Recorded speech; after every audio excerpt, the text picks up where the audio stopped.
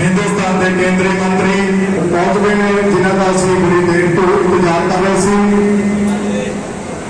उन्होंने साढ़े बहुत ही करनी है सुभाष शर्मा जी, वो भी साढ़े पहुंच गए हैं। सुभाष शर्मा जी का साढ़े दो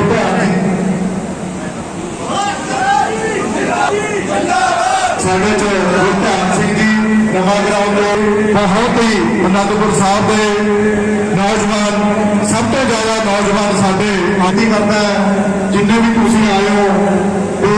अपनी अपनी सीटों पर नवाज हो जाओ, जिन्होंने फोटो खिचानी है फोटो खिचा सकते हैं। साढ़े केंद्रीय मंत्री गजेंद्र सिंह जी शेखावत वो साढ़े पहुंच गए हैं। मैं सारे बेनती करता है अपनी अपनी सीटों पर बैठ जाओ। गजेंद्र सिंह जी ने साढ़े लोक सभा मैंबर मेरे को होके बढ़ गए हैं। साढ़े सुभाष शर्मा जी साढ़े पहुंच गए हैं। उन्होंने इतने पहुंचने से मैं हर बार बोलता हूँ, जननी जन्म भूमिष्ठा स्वर्गाद भी गए सी। जन्म देने वाली माँ और धरती माँ स्वर्ग से भी ऊपर होते हैं। तो जब अपनी धरती माँ का जय घोष लगाए, दोनों मुठियां भर हाथ हवा में, तो एक बार सब मातरम मातरम मातरम मातरम भारतीय जनता पार्टी, भारतीय जनता पार्टी, भाई गजेंद्र सिंह शेखावत, भाई गजेंद्र सिंह शेखावत, सुभाष शर्मा, भाई नरेंद्र मोदी। ज्यादा समय न लेता हुआ सीधा सुभाष जी को विनती करूंगा कि वो मंच पर आए और अपनी बात की शुरू करें।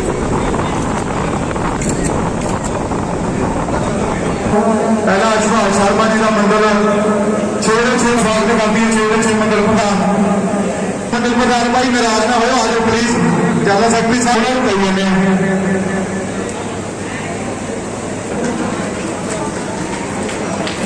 उसके बाद सुभाष शर्मा जी, मनीष जी, सुभाष शर्मा जी, मंडल प्रधान जोगिंदर जी, मोहित पंडित जी कितने हैं?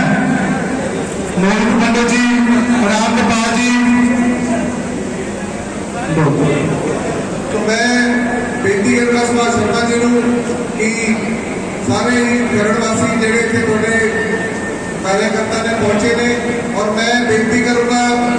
सामने कुर्सियां दे कि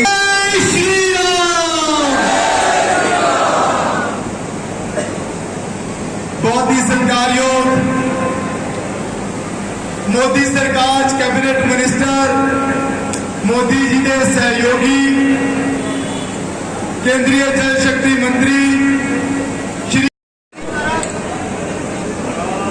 साढ़े इतने 9 विधानसभा हल्के ने 1500 पिंड ने थे। मैं अपने जो विधानसभा की गल करा साढ़े 278 बूथ ने छोड़ने।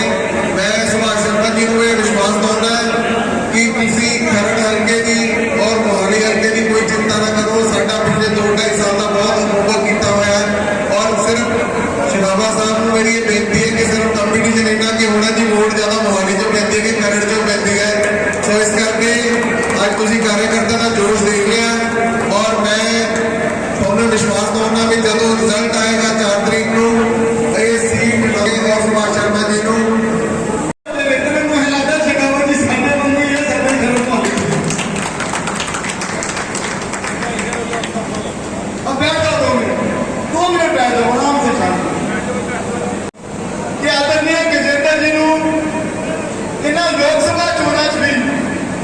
मोदी जी ने विशेष रूप नाल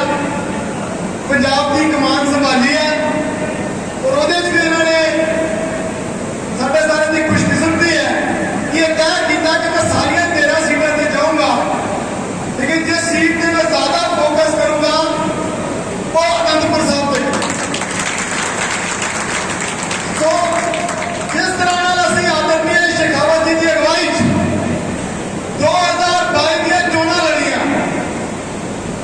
सारे मेरे भैन भरा ने सामने बैठे हैं, ये सारे गवाह ने, और ये सारे इन्हां दी हिम्मत है कि 2022 दी चोणां दी औखी घड़ी किस तरह डट के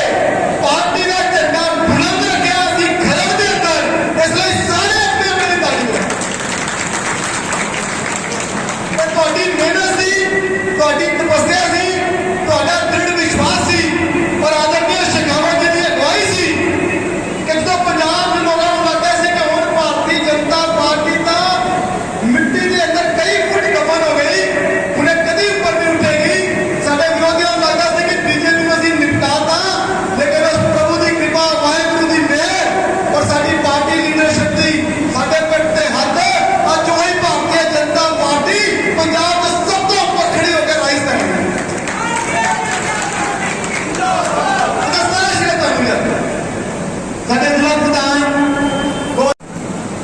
असीम ऊर्जा के धनी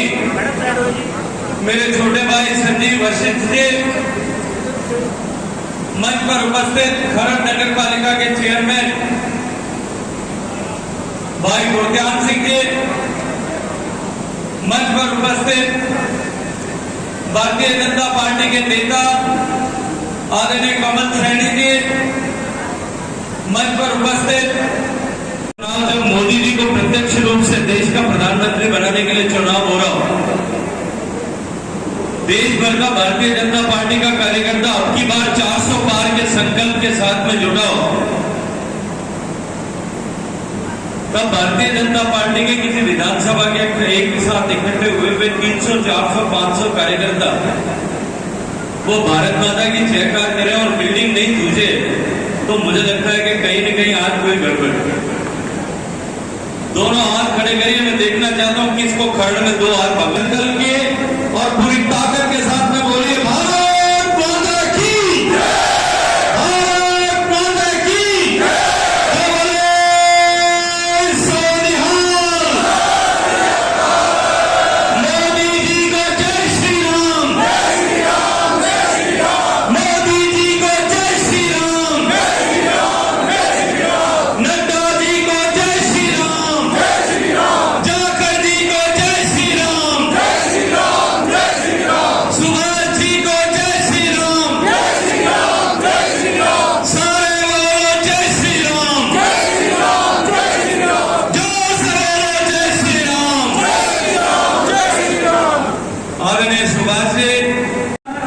हम 400 के पार करेंगे उस संकल्प को सिद्ध करने के लिए यहाँ आए हुए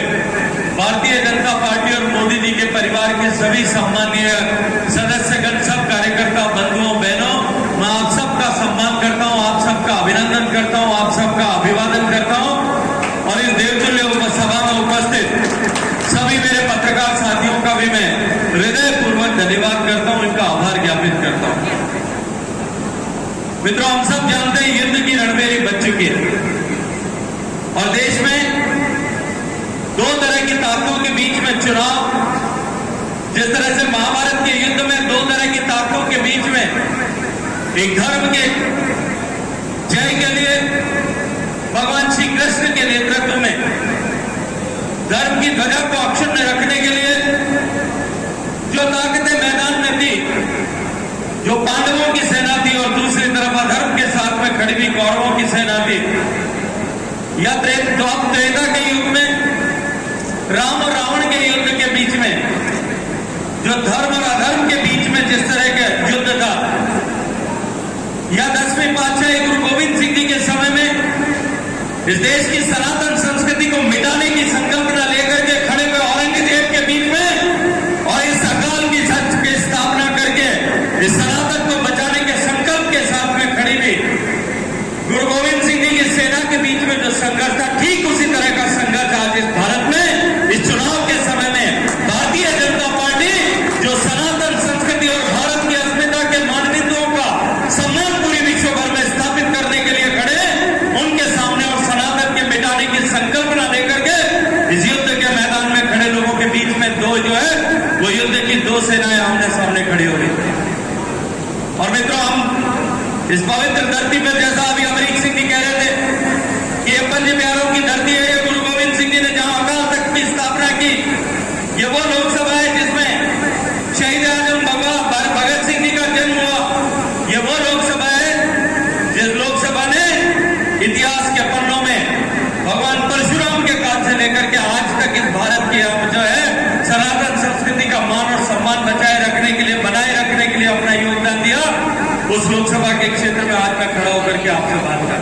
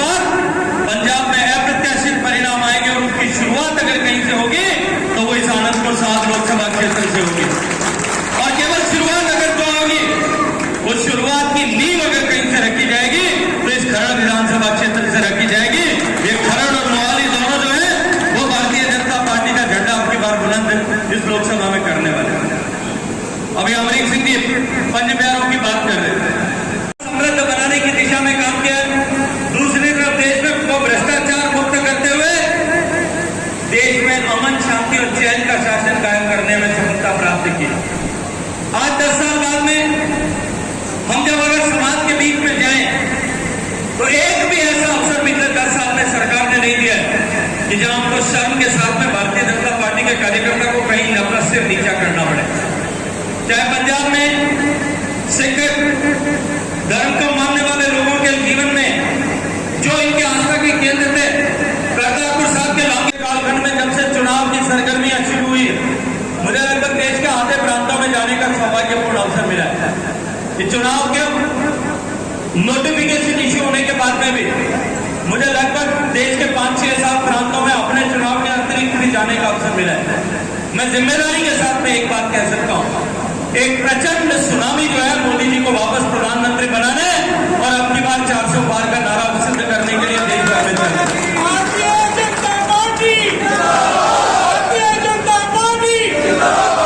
हमको ट्रैक रिकॉर्ड उठा करके देखने की जरूरत है। जब 2014 में देश के तत्कालीन भारतीय जनता पार्टी के राष्ट्रीय अध्यक्ष आदरणीय राजनाथ सिंह जी ने और प्रधानमंत्री के लिए नामित उम्मीदवार आदरणीय मोदी जी ने जब इस बात का उद्घोष किया था कि अब की बार हम पूरे बहुमत की सरकार बनाएंगे, अब की बार 272 के पार करेंगे, देश की राजनीति की समीक्षा करने वाला कोई भी आदमी, ये मीडिया के साथ ही बैठे, इनसे भी क्षमा चाहता हूं, लेकिन कोई भी मीडिया का आदमी भी ये मानने के लिए तैयार नहीं था। देश और दुनिया का कोई भी सफलमंदी जो चुनाव के आंकड़ों की बात गिनती करते वो भी मानने के लिए तैयार नहीं थे कि देश में कोई एक पार्टी पूरे बहुमत की सरकार बना सकती है, क्योंकि 30 साल से भारत में मिली जुली सरकारें बन रही। लेकिन देश की जनता ने वो जो 10 साल की अमावस की रात इस देश में थी, जब देश में भय, भूख और भ्रष्टाचार की राजनीति चल रही थी, जब देश में भ्रष्टाचार का इंस्टीट्यूशनलाइजेशन हो गया था, जब देश में घोटालों पर घोटाले हो रहे थे, जब देश में जमीन के अंदर कोयले से लेकर के आकाश की तरंगों तक 12 लाख करोड़ के घोटाले अखबार की सुर्खियां बन चुके थे, जब देश में हर तीसरे महीने आतंकवादी घटना होती थी, कश्मीर से लेकर के और कन्याकुमारी तक देश में हर तीसरे महीने देश के या तो आस्था के किसी केंद्र पर, जम्मू के रघुनाथ मंदिर पर,